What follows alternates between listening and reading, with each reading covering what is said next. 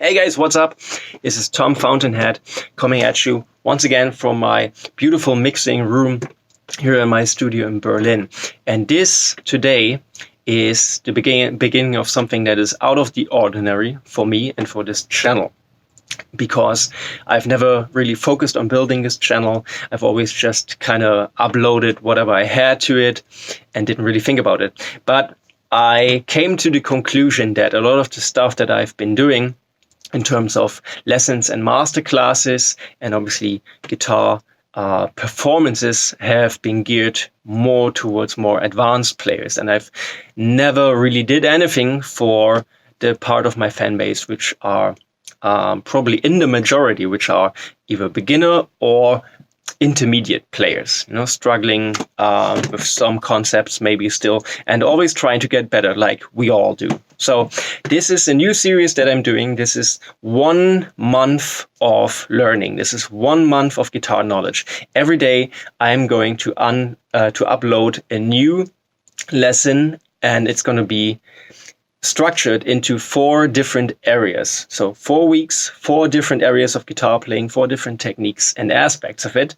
And within that first, second, third, and fourth week, I'm going to give you 6 different licks, ideas, concepts. I'm going to introduce you to the underlying theory, harmony, and technique underneath the whole idea, what makes it tick, what to do, what not to do. I'm going to talk about all of those things, and then on the 7th day, I rest, meaning that I will give you still an exclusive clip from my instructional video, which is available from www.beyondthestrings.de. And the purpose of that is that you get a sense of how this product is, because this product is expanding on all of the concepts that we are going to talk about, and will give you even more depth of knowledge, even more insight, and exercises and music that you can study within the product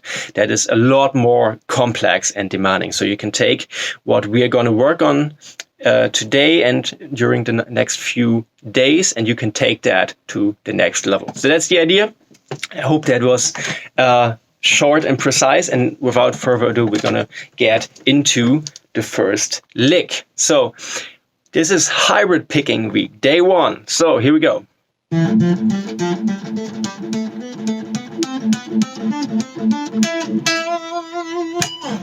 All right, so that's the lick.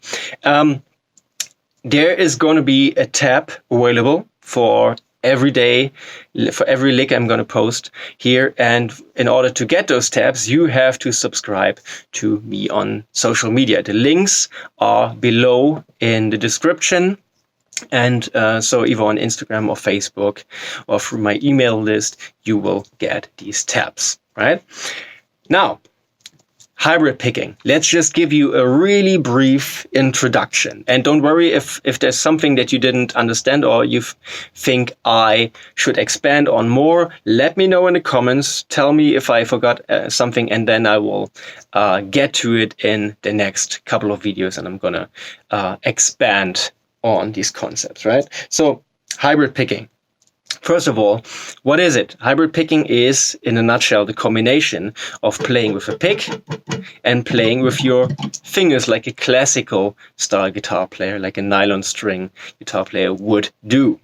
So you can either play notes simultaneously, low and high notes simultaneously with pick and fingers. Or you can play notes one after the other, starting with the pick, moving up to the plucking fingers. Whoop. Like I tend to do most of the time.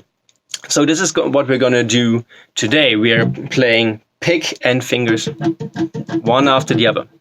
And so the really basic thing that you have to learn in order to do this is you have to have this specific hand positioning.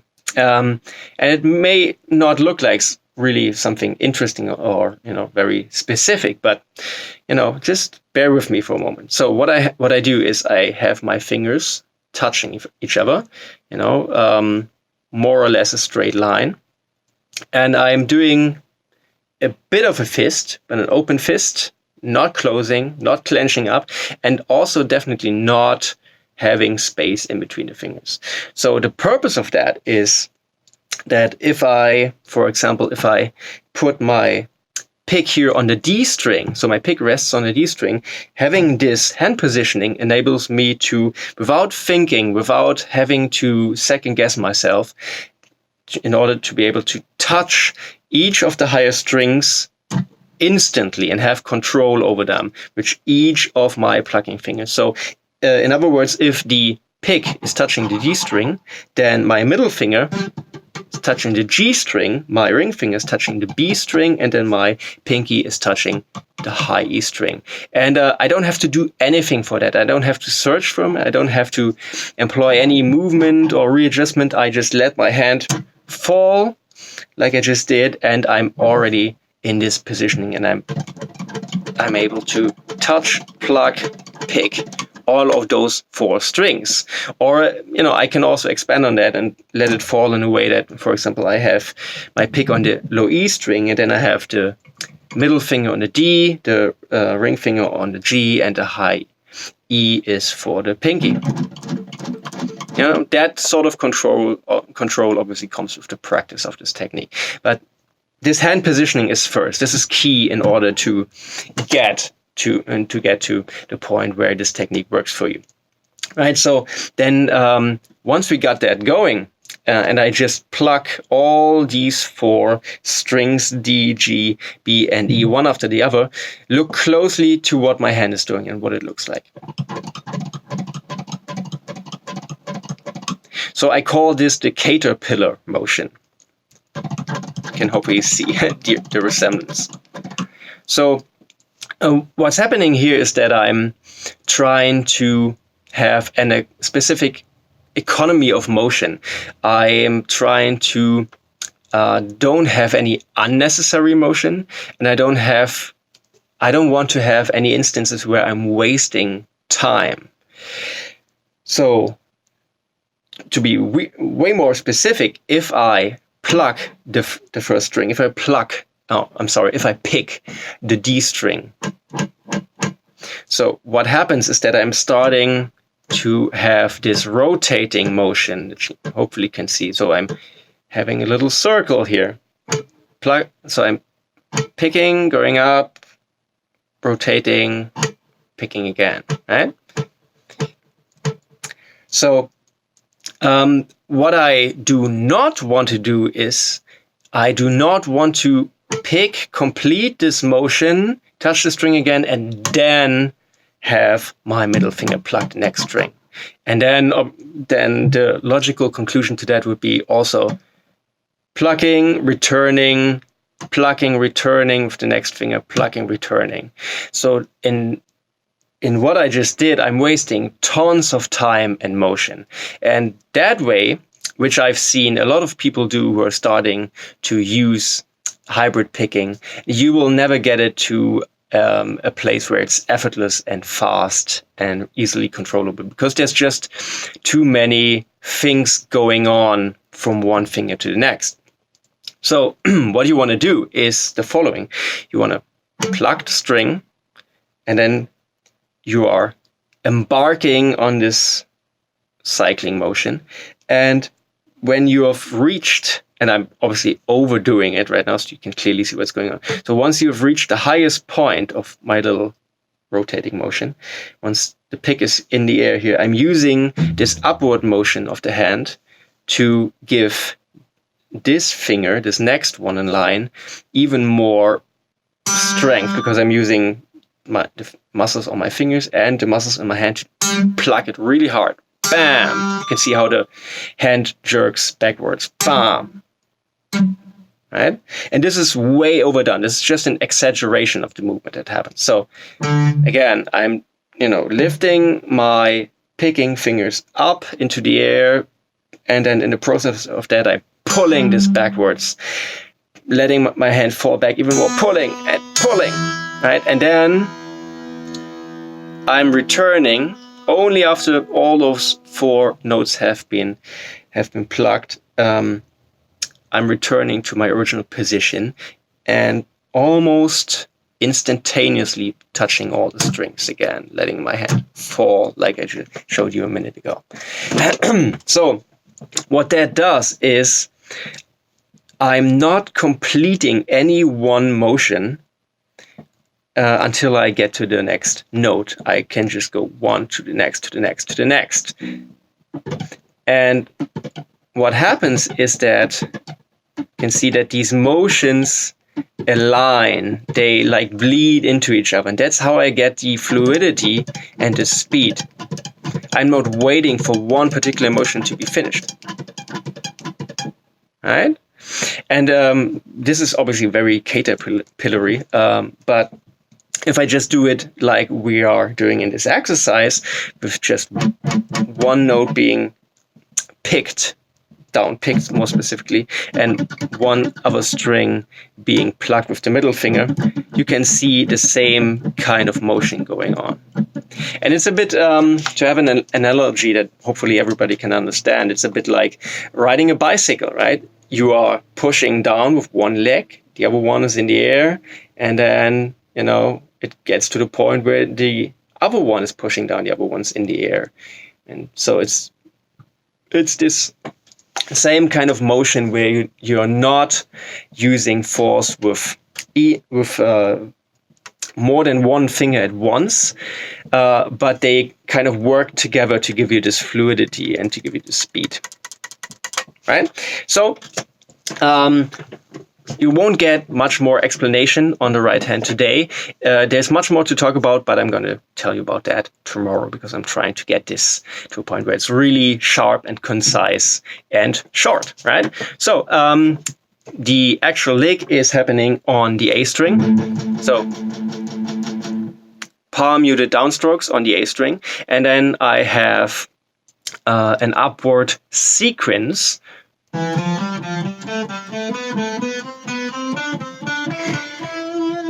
in the A minor scale, starting from E on the D string. So really briefly, if you don't know what a sequence is or what this sequence does, a sequence is if you take a really small fragment of a melody, of a motion between different notes. In our case, an upward motion of 1, 2, 3 notes. So within the A minor scale, starting from E, we are going up 1, 2, 3 notes, E, F, G. And so in the sequence, we then take this little melody and we start it again 1 scale degree up or down.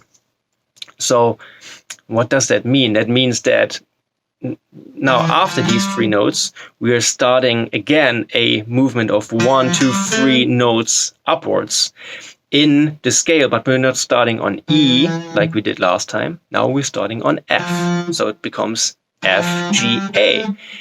Once we did that, we are restarting our sequence 1 scale degree up. So now it becomes it becomes G, A, B, then it becomes A, B, C, then it becomes B, C, D, then it becomes C, D, E, and at that point, we're stopping on the higher E, right? And so what we are doing here is we are combining this sequence with a pedal tone. And that's another concept that I use all the time. And for those of you who don't know what a pedal tone is, it means that when you have at least 2 different musical voices going on, let's say a high one and a low one, then one of these stays stationary, meaning on one note. And then the other one is free to move around. So in our case, the lower voice is just this A here that I'm playing with the pick. And then the upper voice would be our sequence. And so I am playing one note of the sequence, which I'm plucking with my middle finger on the D string, and then I'm playing the pedal tone. And then, again, next note of the sequence, pedal tone. Next note of the sequence, pedal tone, and so on and so forth. So Let's play it slow for you.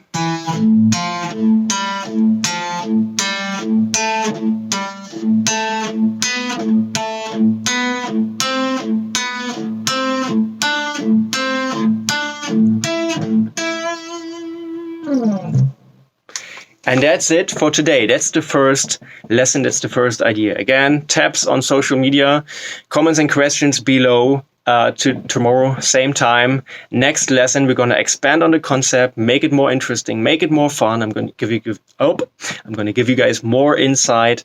Again, if you have any questions for today's content, leave them below.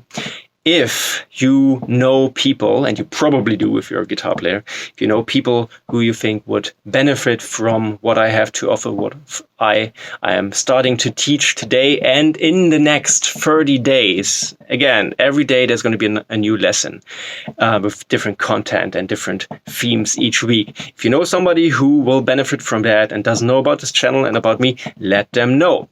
Also, if you haven't subscribed already, do that below on the subscribe button. And even more importantly, even if you have subscribed already, there's a bell right beside the subscription button, which is the notification bell, which means that you will be notified when I have a new video uploaded. And again, this is going to be a new video every day for 30 days at the very least. So you definitely want to do that. You want to get notified. If you don't, chances are that in the midst of all this wealth of material on YouTube, it's just gonna, end up not reaching your inbox and your YouTube recommendations. So please do that and help this channel grow. And this is me signing off for today. I'm gonna see you tomorrow. I'm really excited. I hope you enjoyed this lesson. This is Tom Fountainhead. Love and light. Bye.